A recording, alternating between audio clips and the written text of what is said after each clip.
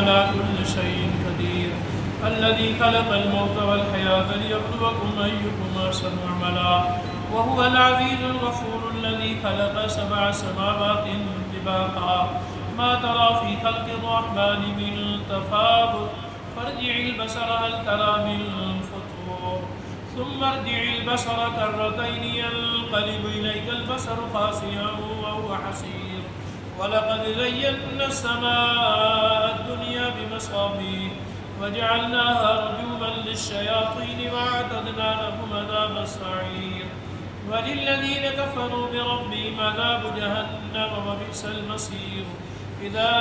ألقوا فيها سمعوا لها شهيقا وهي تفور تكاد تميز من الغيظ كلما ألقي فيها فوج سألهم خزنتها ألم يأتكم نذير قالوا بلى قد جاءنا نذير فكذبنا وقلنا ما نزل الله من شيء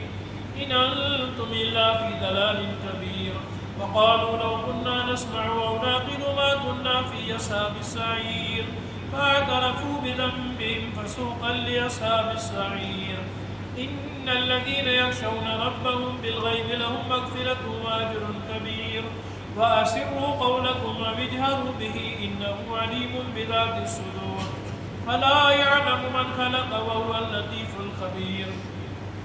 هو الذي جعل لكم الأرض ذلولا فامشوا في مناكبها وكلوا من رزقه وإليه النشور أأمنتم من في السماء أن يخسف بكم الأرض فإذا هي تمور أم أمنتم من في السماء أن يرسل عليكم حاصبا فستعلمون كيف نذير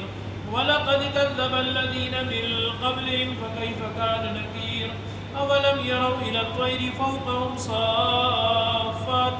ويقبض ما يمسكهن إلا الرحمن إنه بكل شيء بصير أمن هذا الذي هو جند لكم ينصركم من دون الرحمن إن الكافرون إلا في غرور أمن هذا الذي يرزقكم إن أمسك رزقا بل لجوا في عتب ونفور أفمن يمشي مكبا على وجهه يهدى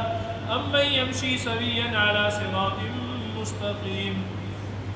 قل هو الذي أنشأكم وجعل لكم السمع والأبصار والأفئدة قليلا ما تشكرون قل هو الذي ذراكم في الأرض وإليه تحشرون ويقولون متى هذا الوعد إن كنتم صادقين قل إنما العلم عند الله وإنما أنا نذير مبين فلما رأوه زلفة سيئت وجوه الذين كفروا وقيل هذا الذي كنتم به تدعون قل أرأيتم إن أهلكني الله ومن معي أو رحمنا فمن يجير الكافرين من عذاب أليم قل هو الرحمن وآمنا به وعليه توكلنا فستعلمون من هو في ضلال مبين